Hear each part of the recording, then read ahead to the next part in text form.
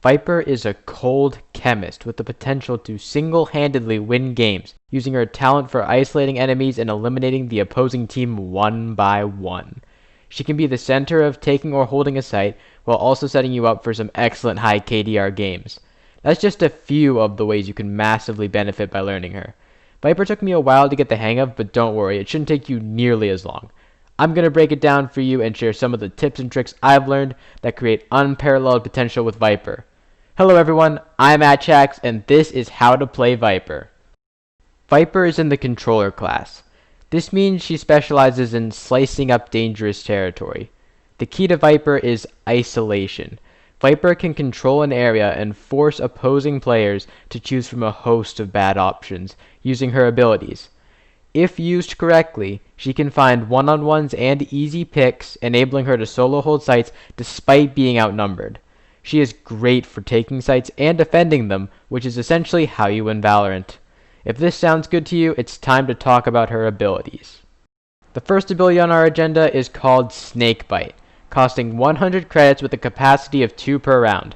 This is a wrist-mounted launcher that fires a chemical canister which has roughly the same effects as a Molotov. This is best used exactly like a Molly, and it combos very well with Viper's other abilities to create the perfect opportunity for you to get picks, which I will get to once I finish with the individual abilities. Viper's next 2 abilities run on fuel. This is a bar you will see near the bottom of the screen with a maximum amount of 100. Viper's capacity to sustain her abilities lies in the fuel, which recharges when none of her abilities are in use. It refills quickly, but will prohibit you from keeping her Toxic Wall or Poison Cloud up all round. Both of these abilities also deal decay damage. Decay damage eats away at an opponent's health and armor, but both health and armor will refill once the opponent steps out of the decay zone. Minus any direct damage taken from any source, the decay will not kill a player but can bring them to 1 HP. Viper is not affected by decay. Viper's free ability is called Toxic Screen. You can get 1 per round, and these are little gas emitters which fall in a line. You can't curve them, but I did try really hard to do that. When you select Toxic Screen, a blue line on your minimap will project the course of the screen. The longest I could make the screen go was about 60 meters. And for reference, C long is 58 meters, so 60 is plenty. My testing averaged about 15.57 seconds as to how long the Toxic Screen can stay up from 100 fuel. Length of the wall did not appear to affect this number. You can deactivate and reactivate the wall with the same key you used to select it. There is a slight delay before it can be reactivated after deactivating it, so you can't spam it on and off. While the screen does deal decay damage, you shouldn't be using it to damage opposing players. This is the main mistake I am seeing. Nobody is really going to be standing in it for long enough for the decay to make a difference. Instead, the wall is best used similarly to a smoke. I had 3 different methods for it on defense and 1 on attack.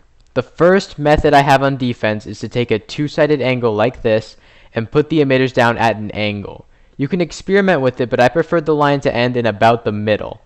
Then I activate the wall and stand super close to it, basically in it. Opponents are forced to cross the area at some point. Because the smoke is at an angle, spraying through it is usually useless since they don't know where I am.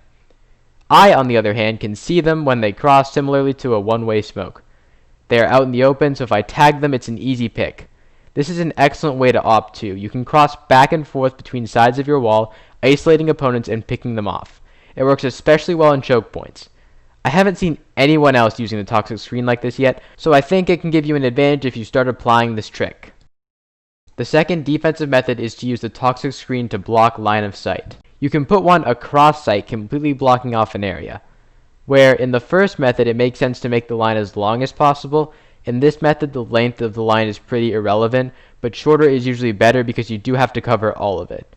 You try to section off one area so you can focus on the other. I frequently spray through the smoke, resulting in some free damage and some free picks.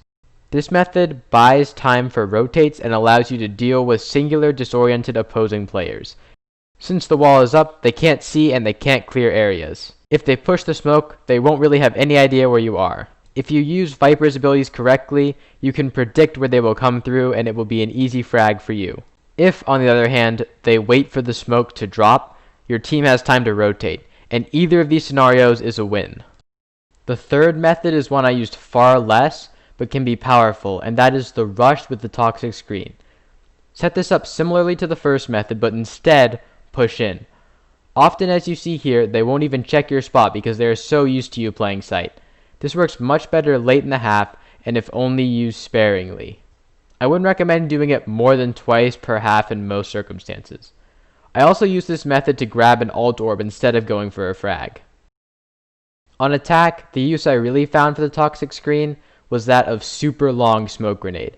As I said before, you can't curve the wall, so having a teammate peek first and hold the angle is a good idea. Then, use the toxic wall to cut off part of the site from the other half. Clear half the site. If you have time with the wall still up, plant and fall back, dropping the wall in order to make retakes far more difficult. If not, drop the wall and clear the other half of site. It is crucial to use this ability with your team. The ability to completely split a site into more manageable parts is a huge strategic advantage, and what makes it even better is you can drop the wall at will to make retakes more difficult.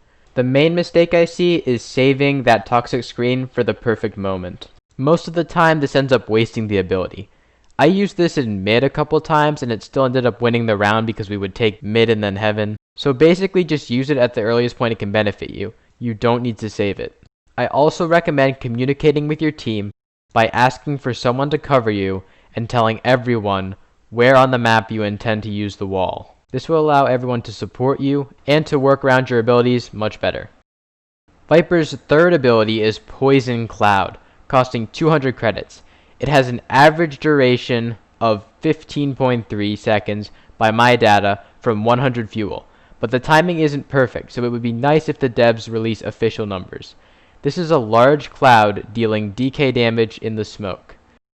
This DK is a huge incentive to never go anywhere inside the cloud and serves as an extra deterrent from pushing it.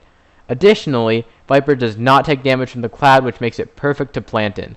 Once you plant, if you are covered, you can pick up the cloud and put it somewhere else, or reuse it to make denying defuse easier. It's basically just a better jet or brim smoke, but combined with Cypher deployment methods. However, you don't have to be looking at the smoke to activate it. Make sure to spray through the smoke when convenient. Viper's ultimate ability is called Viper Pit.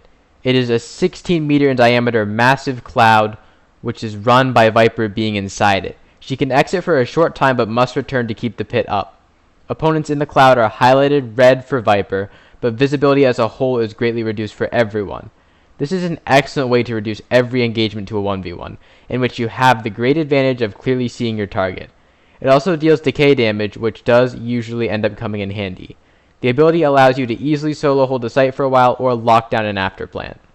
Alright, let's combine all the abilities together to get the full picture. It makes sense to center your ability usage around how you are using the toxic screen. Let's start with the method 1, the one-way smoke method. You can use the poison cloud to cover your flanks or your sides if necessary. If not, you can throw it forward as an extra hassle to opponents. I will usually use one of the snake bites to delay attackers by tossing it in the entrance, and I usually throw one at plant spot when I think someone is about to plant, but I do recommend being very flexible with the usage of your snake bites. If you want to use approach 2, the isolation method, you use the screen to block part of sight, usually one entrance and the cloud on the other side or entrance. You then peek until you find an opponent. Then you have a choice.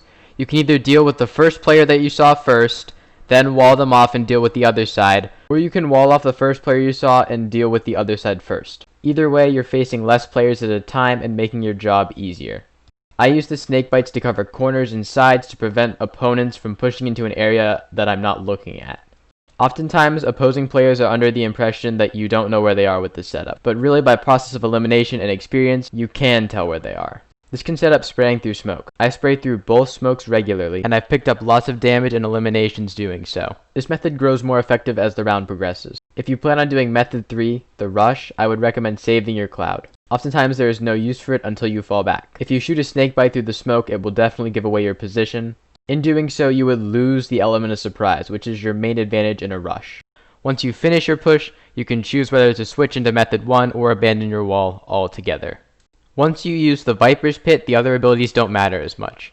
The op usually doesn't pair very well with Viper's ultimate ability because of the reduced visibility, which makes gunfights occur at a much closer distance. Make sure to use the pit on the site the opponents actually commit to, or when they don't have time to rotate. Viper as a whole is going to be much more effective later in the round as it is. Early in the round, players have a choice to either push or wait for you to run out of fuel. Late in the round, they have to choose between pushing and running out of time. On offense, you take site by walling it off, clearing it, and planting as we talked about earlier. Once you have afterplant, an effective strategy is to smoke off part of the site with a poison cloud and focus on the other side. Snake bites are great for denying defuse or entry to the site. That's how you use the abilities. It's the bulk of good Viper strategy. Let me know which of the methods was your favorite on defense. I want to know especially if method 1 works for everyone else. As far as weapons go, you will usually fare better with close quarters weapons. The Spectre is my personal recommendation because you end up in that gun sweet spot a lot, but it's versatile enough to handle a variety of ranges. I also recommend the Bucky for close quarters, and I suggest picking the Phantom over the Vandal, especially when using Viper's ult. The Odin and the Ares work really well spraying through the smoke, as well as with multi-frags in close quarters. I haven't learned how to use either yet, so it'll probably work even better for you. I also like using the AWP combined with method 1 on defense. Other than that, I'd stay away from the AWP. Viper pairs best with intel agents such as Cypher and Sova because they can paint targets on the other side of her smoke. Imagine getting tripwired in Viper's ult. You probably wouldn't even have enough time to destroy the trap. To recap everything, Viper is a controller agent who specializes in isolating 1v1s and closing distances while denying opposing players information. This information denial causes them to make uninformed and often incorrect decisions, resulting in easy frags, especially if combined with the pressure from time running out. Her main source of power is centered around controlling the site, specifically enabling plants by splitting sites and locking down sites, either in defense or after plant. Viper is a very strong choice and can allow you to absolutely dominate your games by learning and playing her effectively. I hope this video had some value for you. Best of luck everyone, and I will see you next time.